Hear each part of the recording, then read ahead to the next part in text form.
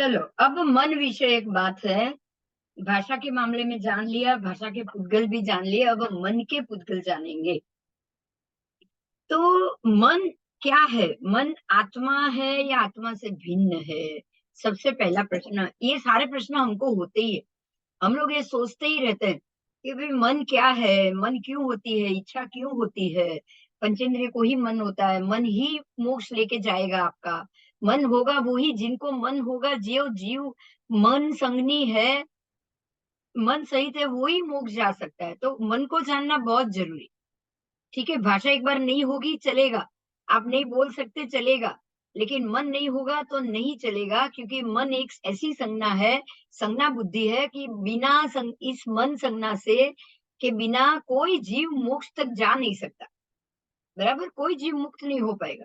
इसलिए मन को समझना बहुत जरूरी।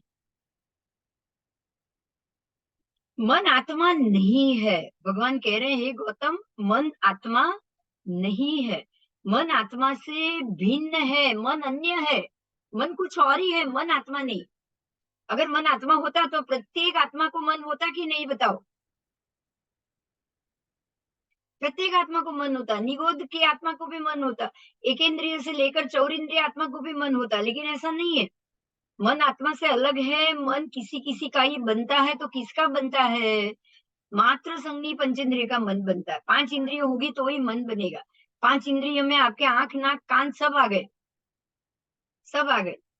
पांचों इंद्रियों वाला ही मन बना पाएगा, बाकी कोई नहीं।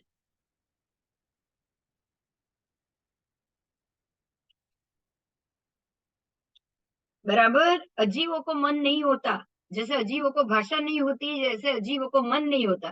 5 इंद्रिय नहीं होगी। अगर आपके पास 5 इंद्रिय नहीं है तो आपके पास भाषा भी नहीं है। समझे आप? तो मन वचन दोनों नहीं है, अगर 5 इंद्रिय नहीं है तो भाषा ही वचन है। तो मन भी नहीं है, वचन भी नहीं है, अगर 5 इंद्रिय नहीं है तो। मनन के पूर्व में मन होता है या मनन करने के समय मन होता है? अगर मैं कुछ चिंतन करूं तो उससे पहले मन होता है, मन के बाद में मन होता है, या मैं कुछ चिंतन करूं तब मन होता है? मन कब होता है? तब परमात्मा ने कहा कि मन वर्तमान में ही होता है। मन वर्तमान में ही होता है, चिंतन करने से पहले मन नहीं होता। मन हर वक्त जागृत नहीं होता। जो कॉन्शियस बोला जाता है, आप कुछ सोचो तो ही मन है, नहीं तो नहीं। कुछ नहीं सोचोगे कोई मन नहीं है। आप सो रहे हो नींद में, ऐसे ही कोई मन नहीं है। कुछ नींद में भी सोचोगे तो जरूर मन जागृत। इसलिए मन को जागृत अवस्था बोला जाता है। याद आ रहा है सबको? कॉन्शियस माइंड, अनकॉन्शियस माइंड क्यों कहा जाता है, बोलो? कॉन्शियस माइंड मतलब आपका मन जागृत है, और अनकॉन्शियस में आपका मन जागृत होता है, बताओ? बोल सकते हो तो बोलो खोल के। ये आपका आज का साइंस है, वो कॉन्शियस अनकॉन्शियस बहुत क्लियर हो जाएगा इससे।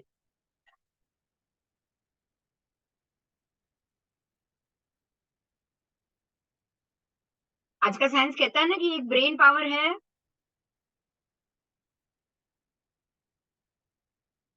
अगर आपका ब्रेन कॉन्शियस है तो आपका मन जागृत है, और अगर आपका ब्रेन अनकॉन्शियस है तो आपका मन अजागृत।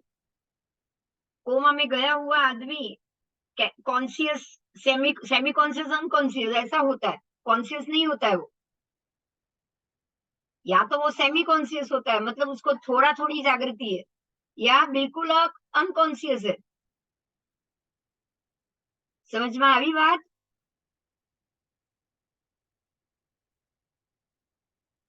जब आप कुछ मनन करोगे तब ही आप कॉन्शियस माइंड में हो, और कुछ भी मनन नहीं करोगे तब आप अनकॉन्शियस माइंड में हो, अजागृत अवस्था। बराबर। तो जब आप अजागृत अवस्था में हो, आपका मन नहीं होता, कि मन के बगैर मनन चिंतन होगा ही नहीं।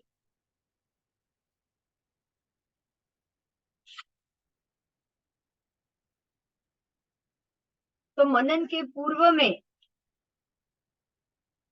मन का भेदन नहीं होता है, मनन के बाद में भी मन का भेदन नहीं हो सकता। अगर मैं कुछ नहीं सोच रही हूँ तो मैं मन का भेदन नहीं कर रही हूँ। और ना ही मैं कुछ सोच रही हूँ उससे पहले भी मैं उसका भेदन नहीं कर रही हूँ। जब मैं कुछ सोच रही हूँ तब भी उसका भेदन कर रही हूँ। जब मैं बोल रही हूँ तभी मैं भाषा का उपयोग कर रही हूँ। ऐसे ही जब मैं कुछ सोच रही हूँ तभी मैं मन का उपयोग कर रही हूँ। बराबर।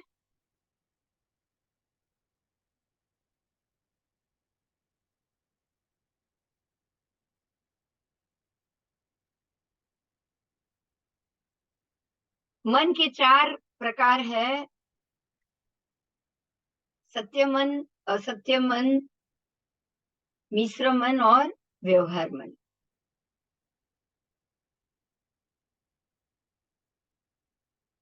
मनन चिंतन करने में उपकारी मन कैसा है? मनन चिंतन करने में उपकारी।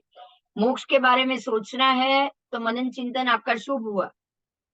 इस संसार के 14 जो 12 भावना के बारे में आप सोच रहे हो, संसार की 12 भावना, तो आपका चिंतन शुभ है। और क्रोध, कषाय, राग, द्वेष के अंदर ही आप डूबे हो और वही सोच रहे हो तो आपका चिंतन अशुभ है। बराबर।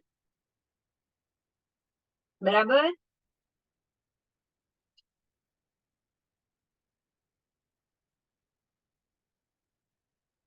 आओ आगे।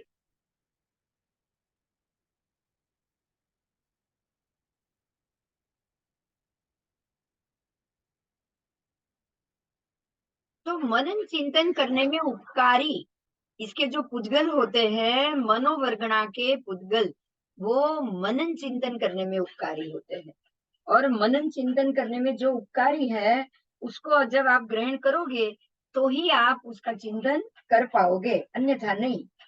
बराबर। तो मन जो उसमें जो उपकारी है उस पुद्गलों को ग्रहण करने से आप शांति से किसी भी मुद्दे पर आप चिंतन कर सकते हो। वैराग्य के मामले में भी चिंतन कर सकते हो। फिर आप अपने जाति स्मरण ज्ञान, तो स्मरण रूप में भी आपका मन ही करेगा वो, और कुछ नहीं करेगा, चिंतन मन नहीं करेगा। कोई चीज देखोगे तो मति श्रुत ज्ञान भी कौन करेगा बोलो?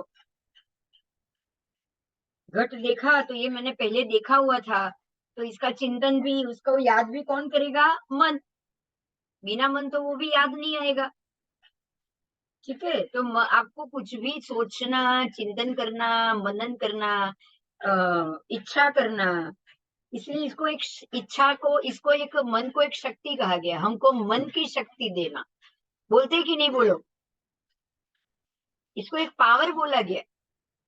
मन को एक व्हील पावर यानी इच्छा शक्ति। और इच्छा करना ही मनन चिंतन करना है। किसी चीज के लिए इच्छा करना, तो वो इच्छा आप ये इच्छा कर रहे हो कि नहीं, चलो मुझे अभी 1-2 घंटे के लिए कहीं बाहर जाना है, तो आप कुछ प्लान करो या सोचो, तो वही आपका मनन हुआ कि नहीं बोलो? तो मनन आपने क्यों किया? क्योंकि आपको इच्छा हुई। पहले इच्छा जागृत होगी, फिर उसके ऊपर काम करोगे। तो इच्छा का जागना ही मन है। इच्छा मन में ही जाग रही है। इच्छा जागृत हो गई मतलब आपका मन कॉन्शियस हो गया।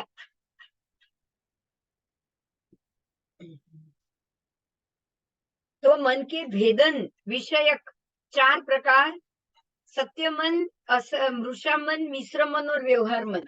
इसमें भी वही हुआ कि गलत सोच रहा हूं तो मृषा मन, मिश्र मन, गलत सही दोनों सोच रहा हूं तो मिश्र मन, सही सोच रहा हूं तो सत्य मन। ठीक है। और व्यवहार मन आ गया तो निश्चय से अलग हो गया, भाई ऐसे तो ये तो जरूरी है, ये तो कर लेना चाहिए, तो वो तो व्यवहार में तो सब चीज आ जाती है, बांध छोड़ भी आ जाती है। कोई सिद्धांत के हिसाब से आप नहीं चलोगे। सत्य मन ही सिद्धांत है। ठीक है। व्यवहार मन कोई सिद्धांत नहीं है। तो इस प्रकार से मन का विविध विषयक निरूपण किया गया है। उसका विवेचन भी हमको भाषा की तरह ही समझना चाहिए। तो मन की उत्पत्ति, मन चिंतन करने में उपकारी है। मनोवर्गणा के पुद्गल को वो ग्रहण करता है, और जीव द्वारा जो चिंतन मनन करता है उसको मन कहा जाता है। कुछ भी सोचने से पहले आप वो पुद्गल वर्गणा को ग्रहण करोगे। आपने पहले ही ग्रहण करके छोड़ी हुई है, इतना याद रखिएगा। जब मन पर्याप्ति जीव बांधता है ना, तब कितने समय की वो पर्याप्ति बांध रहा है, वो पहले ग्रहण करके छोड़ देता है। वे इतने वर्ष तक मुझे इतनी पर्याप्ति चाहिए, वो पहले ऐसे ग्रहण करेगा, उसको छोड़ दे। ये आत्मा करेगा, आपका शरीर नहीं, ये आत्मा करेगा। वो ग्रहण करके उसने छोड़ दिया, और अब वो रोज रोज रोज कुछ चीजें देखता है तो चिंतन करता है, कुछ सुनता है तो चिंतन करता है, कुछ भी कोई बोलता है तो कॉन्शियस हो जाता है वो कि ये क्या बोला, ये क्या है, मैं जानूं। मतलब अब इंद्रिय के द्वारा वो उसका परिणमन करता है। पहले इंद्रिय नहीं थी उसके पास। पहले तो वो जब आत्मा ने अंदर प्रवेश किया और उसने अपनी 6 पर्याप्ति बांध दी, 48 मिनट में तो 6 की 6 पर्याप्ति बन गई। तो वो 6 पर्याप्ति वो ग्रहण करके उसने छोड़ दी, और अब वो भोग रहा है। ग्रहण करके छोड़ दी थी, अब वो एक के बाद एक भोग रहा है।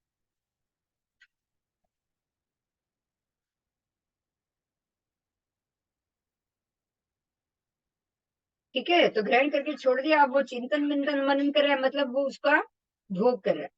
तो मन की उत्पत्ति, मन पर्याप्ति नाम कर्म के उदय से ही उसकी उत्पत्ति होती है।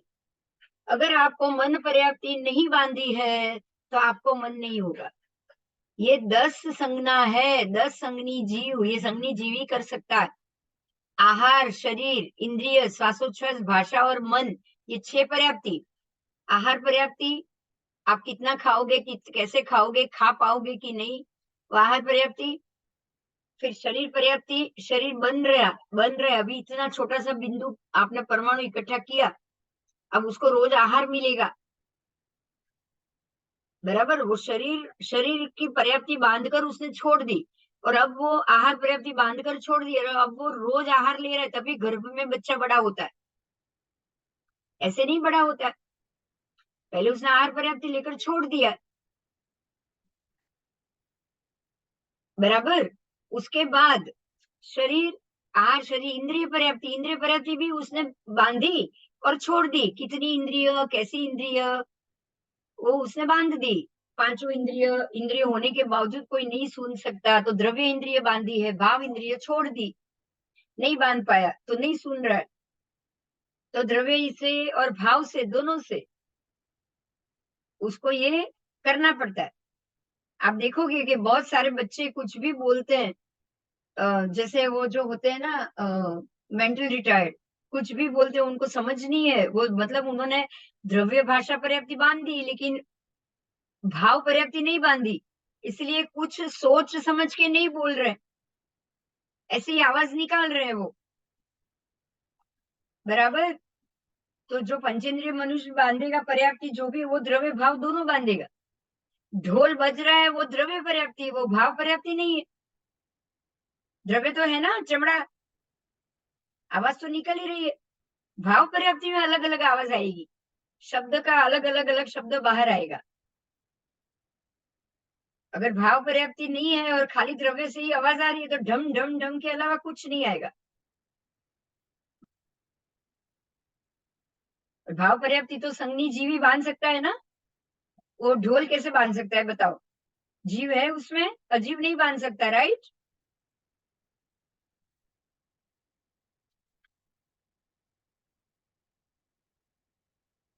तो मन की उत्पत्ति, मन पर्याप्ति नाम कर्म के उदय से ही होती है। 6 इंद्रिय, 6 पर्याप्ति, आहार, शरीर, इंद्रिय, श्वासोच्छ्वास, भाषा, मन, बराबर।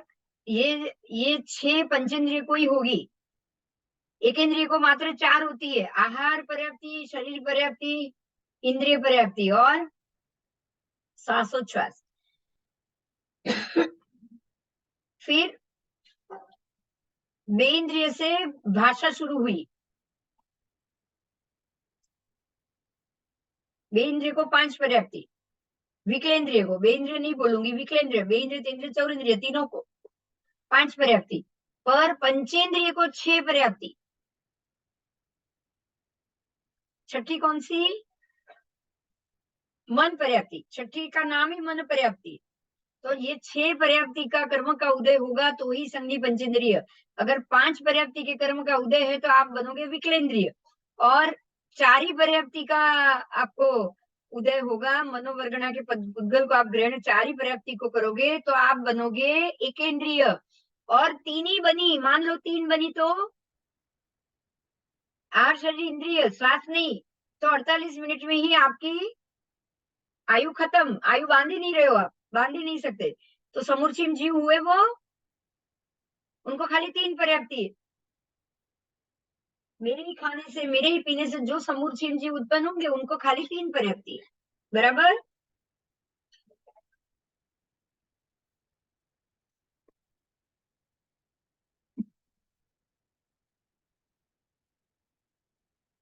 मन का वेदन, मनोद्रव्य समुदाय का बिखर जाना, उसको ही मन का भेदन बोला। आप उसको बिखेर दो, चलो भाई ये पड़ा है कचरा, उसको ऐसे ही बिखेर दो, मतलब हवा में उड़ाओ तो ही चारों बाजू कचरा होगा वो समय। उसके बाद वो नीचे बैठ जाएगा। बराबर होगा कि नहीं बताओ। इसी तरह से जो आपने मनो वर्गणा के पुद्गल बांधे हैं, आप उसको बिखेर दो। तो बिखरेंगे तो चारों तरफ वो घूमेंगे समय के लिए। तो उस समय में ही आपका मनोद्रव्य का समुदाय जो बिखर चुका, उसी को मन का भेदन कहा गया है। ठीक है, आप उसका भेदन करोगे तो उसके समुदाय बिखर जाएगा और आपके मन में एक इच्छा उत्पन्न होगी। वर्तमान युग की भाषा में ऐसा कहा जा सकता है कि मन जब चिंतन, मनन, स्मरण, निर्णय, निधिध्यासन, संकल्प, विकल्प आदि भिन्न भिन्न रूप में जब वो परिणमन होता है, तब उसका भेदन होता है। तो कोई भी संकल्प हो, कोई भी विकल्प खड़े हो जाए, कोई भी अशुभ चिंतन आ जाए, कोई भी शुभ चिंतन आ जाए, चिंतन, मनन, स्मरण, निर्णय, स्वाध्याय के भी 5 भेद है। वो भी अगर आप स्वाध्याय करो और कुछ सोच में चले जाओ, निधि ध्यासन, संकल्प ये सब आ जाए, तो समझ लो कि आपके मन का भेदन हो रहा है। वर्तमान में आप उसका भेदन कर रहे हो।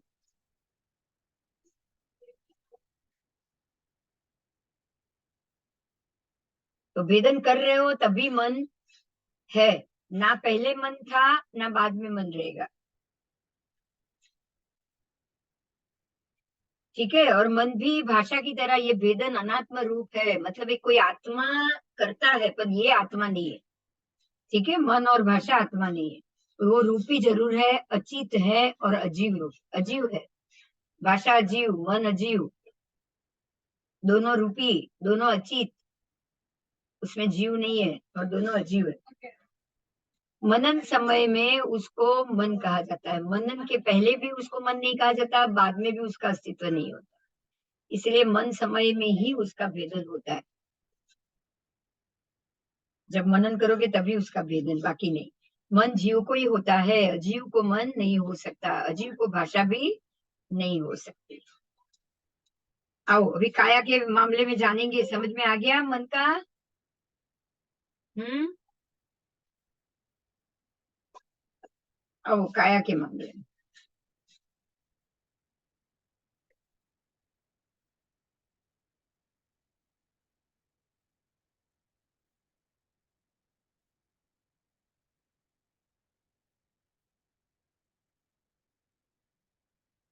काया के रूप में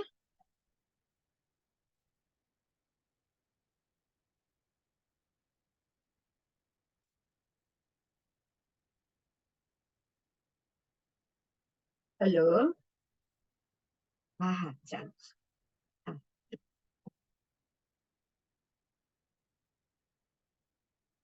तो मन भाषा की तरह अनात्म रूप है, रूपी, अच्छी, अजीव रूप है। ये सब हो गया। अब काया के मामले में जानेंगे। मन और भाषा एक समान थी, काया में थोड़ा फर्क है, काया में थोड़ा डिफरेंस है। तो क्या डिफरेंस है? काया रूपी है कि अरूपी? परमात्मा ने कहा काया रूपी भी है, काया अरूपी भी है, काया सचित भी है और काया अचित भी है।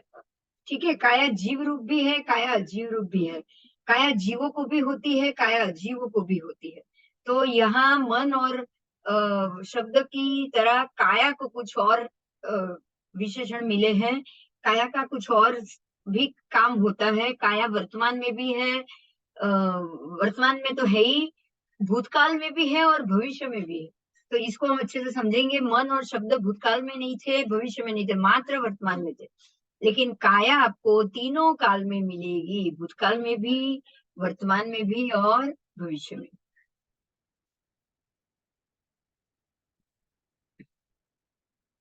कायिक पुद्गलों के ग्रहण के समय भी काया होती है और कायिक पुद्गलों के ग्रहण का समय व्यतीत हो जाए उसके बाद भी काया होती है। ठीक है, तो जब आप कायिक पुद्गलों को ग्रहण करते हो तब भी काया होती है, आपने उसको ग्रहण कर लिया, समय निकल गया, उसके बाद भी काया रहेगी। जीवों द्वारा ग्रहण करने से पहले काया का भेदन होता है। जीव जब भी ये उसके पुद्गल ग्रहण करेंगे उससे पहले ही काया का भेदन होता है। पुद्गलों के ग्रहण करते समय भी उसका भेदन होता है। ठीक है, और पुद्गलों के ग्रहण करने के समय व्यतीत हो जाने पर भी उसका भेदन होता है। तो तीनों काल में काया का भेदन होता है, ग्रहण करने से पहले भी, ग्रहण करने के बाद भी और ग्रहण करते समय भी।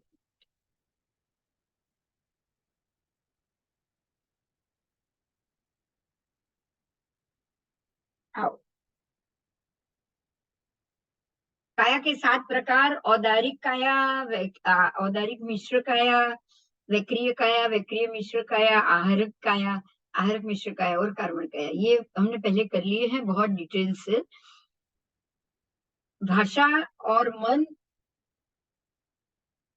के अलग, मन और काया तीनों, देखो यहाँ मन वचन काया तीनों आ रहा है, मन और वचन से काया का स्वरूप बिल्कुल भिन्न है। ठीक है, मन और मन को वचन की तरह समझना है, वचन को मन की तरह समझना है, लेकिन काया को मन वचन की तरह नहीं समझना। भाषा और मन वर्तमान काल भावी है, वो वर्तमान काल में ही उत्पन्न होंगे, वर्तमान काल में ही उसका भेदन होगा।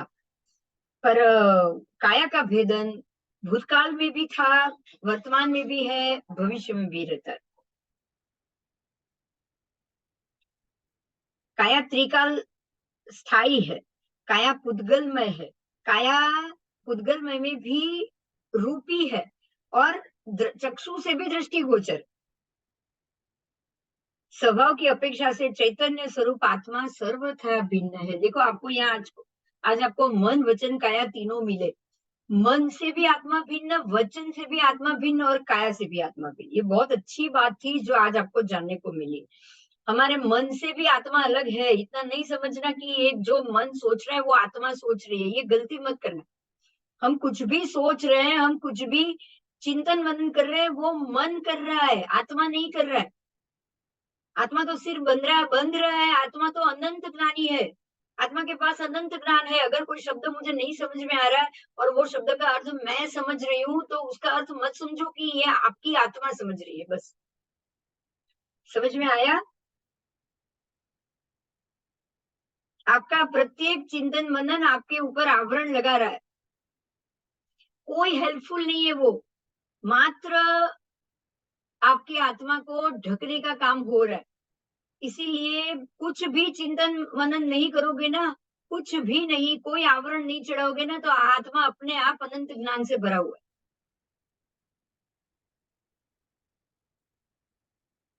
काया पुद्गलमय है, काया एक पुद्गल है, पुद्गल परमाणुमय है, जो संगठित होंगे, जो बिखर भी जाएंगे, लेकिन स्वभाव की अपेक्षा से चैतन्य स्वरूप आत्मा थी, आत्मा से वो सर्वथा भिन्न है। अगर स्वभाव की अपेक्षा से देखने जाओगे तो काया पुद्गलमय है, बिखरने वाली है। हम बोलते हैं ना कि जो वो नास्तिक्य है वो खत्म हो जाएगा, उसका अस्तित्व ही नहीं रहेगा, बरोबर।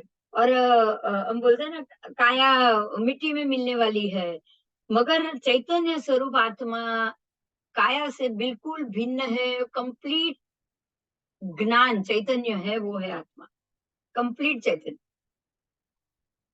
आत्मा सर्व से भिन्न है, सर्वथा भिन्न है। ठीक है, आज आपको ये क्लियर हो गया होगा कि भगवान कहते हैं कि आत्मा के अंदर ज्ञान तो पड़ा हुआ है, तो है, आत्मा ज्ञानी है, ज्ञान ही आत्मा है, ये समझ लीजिएगा। आत्मा ज्ञान से सभर है, उसको रोक कौन रहा है? यही हमारे मन वचन काया तीनों रोक रहे हैं उसको। मन दंड, वचन दंड, काय दंड बोला है उसको। मन दंड वचन दंड काय दंड परिहरવું બોલીએ છીએ ને, મન યોગ વચન યોગ કાય યોગ આદરું આપણે શું બોલીએ છીએ બોલો प्रत्येक समय?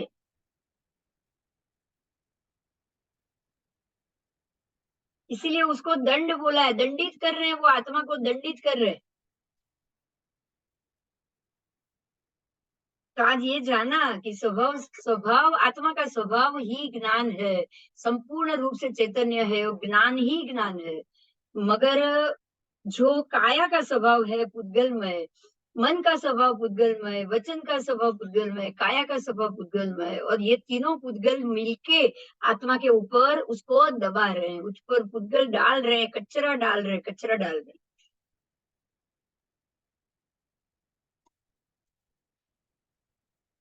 काया कथनचित आत्म स्वरूप, कथनचित अनात्म स्वरूप, क्योंकि जब वो आत्मा के अंदर है तो काया ही आत्म स्वरूप बन गया। हम काया को जानते हैं, हम अंदर की आत्मा को नहीं जानते। हम सिर्फ काया से बात करेंगे, भी ये बिंदु की काया है या ये काश्मीरा की काया, ये हम काया से ही देखेंगे, काया से ही बात करेंगे। काया के स्पर्श करने से ही आत्मा को अनुभव होता है।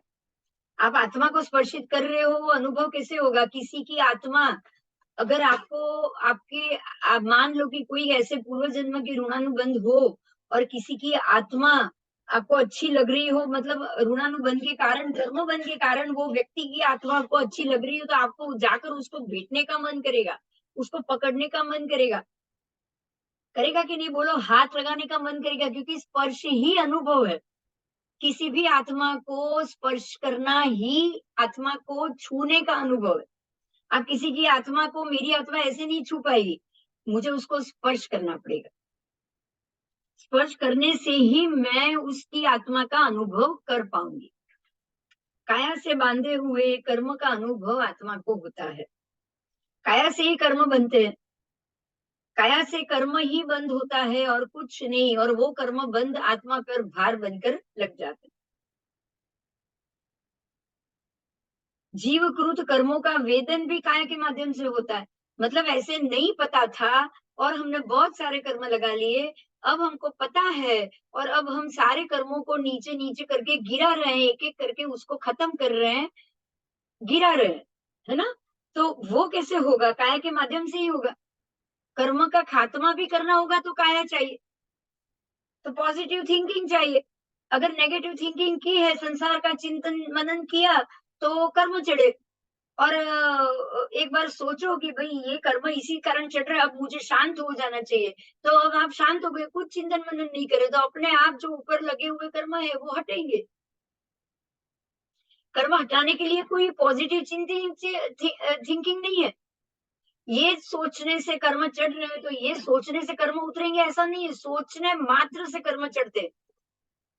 पॉजिटिव सोचो तो भी चढ़ेंगे, नेगेटिव सोचो तो भी चढ़ेंगे। पॉजिटिव सोचो शुभ चढ़ेंगे, नेगेटिव सोचो अशुभ चढ़ेंगे। आपको कुछ नहीं सोचना है, अगर कुछ नहीं चढ़ाना है तो।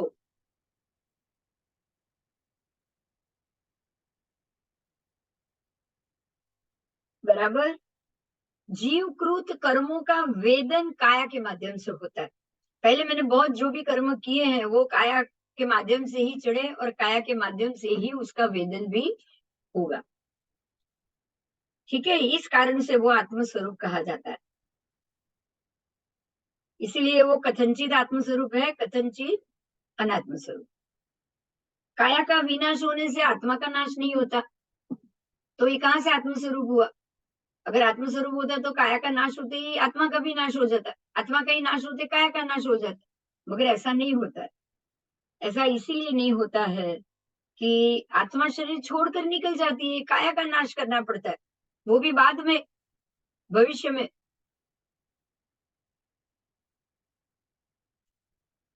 अच्छा, एक कोई अंग का छेदन हो जाए, उंगली कट जाए, हाथ कट जाए, तभी भी आत्मा का छेदन नहीं होता, तभी भी आत्मा तो अंदर ही पड़ा हुआ है। इसीलिए काया अनात्म स्वरूप है।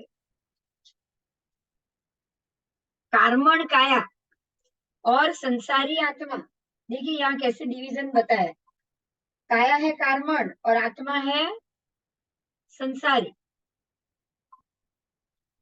दोनों परस्पर क्षीर नीर की तरह मिक्स हो गए। पानी और दूध की तरह मिक्स हो गए, ऐसे मिक्स हो गए कि उसको अलग किया जा सकता है। दोनों क्षीर नीर की तरह परस्पर एक मिक रूप में वो रह गए। ठीक है, इसीलिए कार्बन काया की अपेक्षा से काया आत्मरूप हो गई। बराबर। कार्बन जो आपको लगा कार्बन का है, कार्बन शरीर तो आत्मा के ऊपर ही लगा हुआ होता है, वो तो आत्मा साथ ही लेके जाएगा। जब तक कर्म रहेंगे तब तक आत्मा आत्मा अपने साथ कार्बन शरीर लेकर घूमेगा ही घूमेगा, उसको घूमना ही पड़ेगा, कोई रास्ता नहीं है।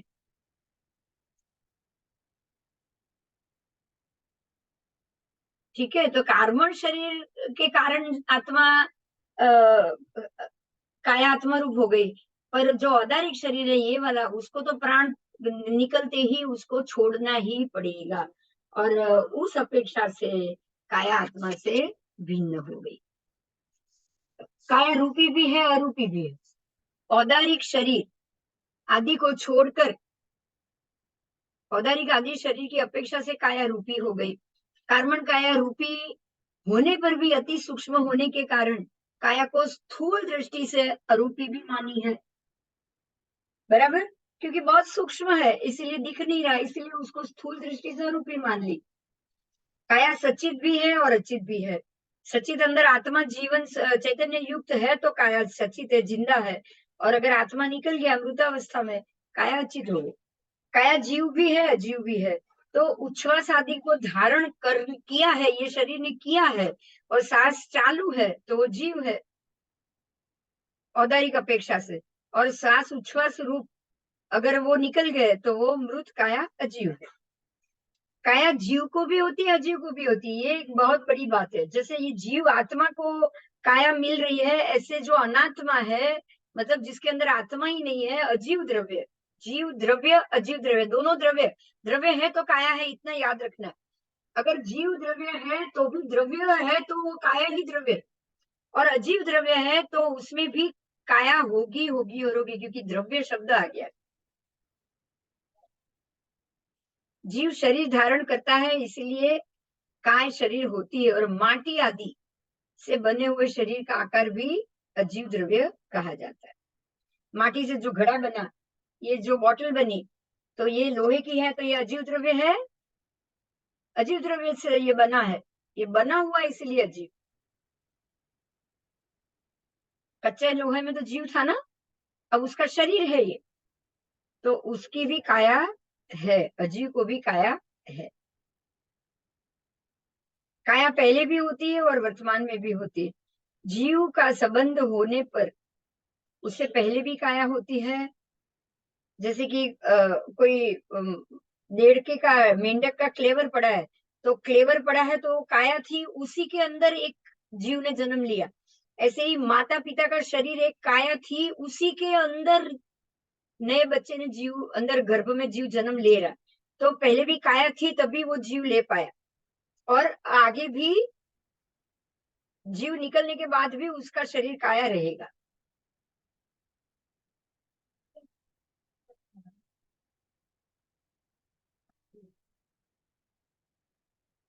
वर्तमान में जीव उस शरीर योग्य पुद्गल को धारण करता है, इसीलिए ग्रहण के समय भी काया है। ठीक है, वर्तमान में जीव शरीर योग्य पुद्गल, देखिए माँ के गर्भ में आत्मा आई है, और जो वीर्य पड़ा है दोनों का रज और वीर्य, वो है काया। उसी के अंदर जीव जाएगा, उसको आहार रूप में ग्रहण करेगा और अपना शरीर बनाएगा। तो उसने अपना शरीर बनाया, उससे पहले भी काया तो पड़ी थी ना, वो जो रज और वीर्य थी वो ही उसकी काया थी, उसी से तो उसने काया बने। अगर ये नहीं होता तो कहां से वो अपना काया बनाता, बोलो।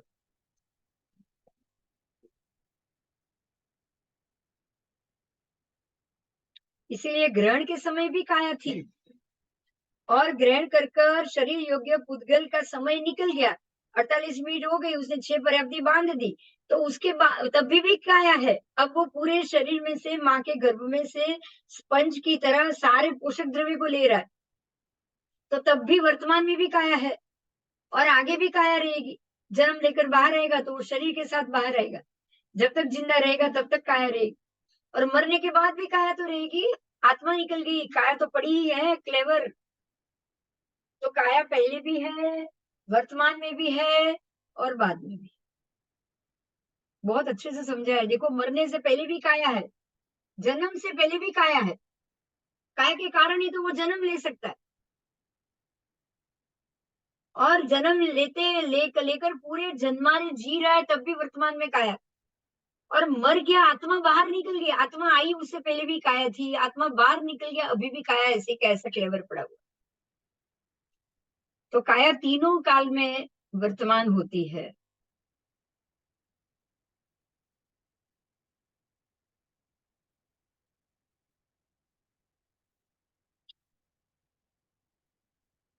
जीव द्वारा काया को योग्य पुद्गल ग्रहण करने से पहले प्रतिक्षण पुद्गलों का चय उपचय होने से पहले भी काया का भेदन होता है।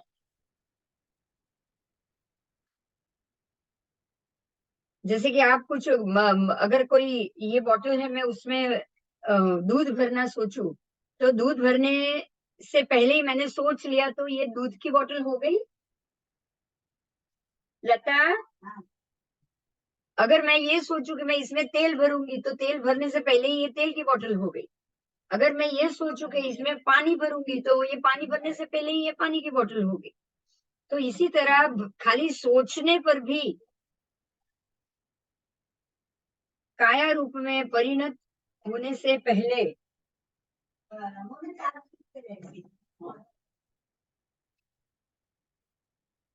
देख, तो अंदर से वो मेरा पर्स किधर है? अंदर, अरे इधर ही। ला, ये 100 रुपए वापस।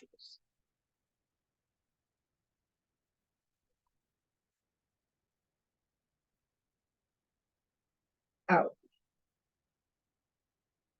इसी तरह काया रूप में परिणत होने से पहले भी उसको द्रव्य काया कहा गया, और जीव द्वारा ग्रहण कराते समय भी काया का भेदन हो रहा है। मतलब अगर मैं उसमें दूध भरूं, उससे पहले भी उसको मैंने द्रव्य से दूध की बोतल बोल दिया कि मुझे इसमें दूध भरना है, और दूध भरते समय भी मैं दूध भरते हुए उसका भेदन कर रही, बराबर। और दूध निकाल दूंगी तब भी मैं बोलूंगी कि भाई ये दूध की बोतल है, मैंने इसमें दूध भरा हुआ था।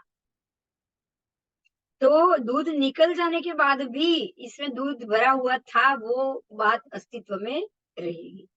तो इस तरह से काल का समय व्यतीत होने के बाद भी उसका भेदन चालू है। ठीक है, तो ये हुआ हमारा काया। तो आज जरा जल्दी बंद कर ले। हम्म। आज ये आपका मन वचन काया तीनों हुआ है। मरण के जो प्रकार है वो बहुत थोड़ा सा लंबा भी है, ज्यादा भी है, तो उसको हम कल करेंगे, बराबर काश्मीरा। हाँ, हाँ।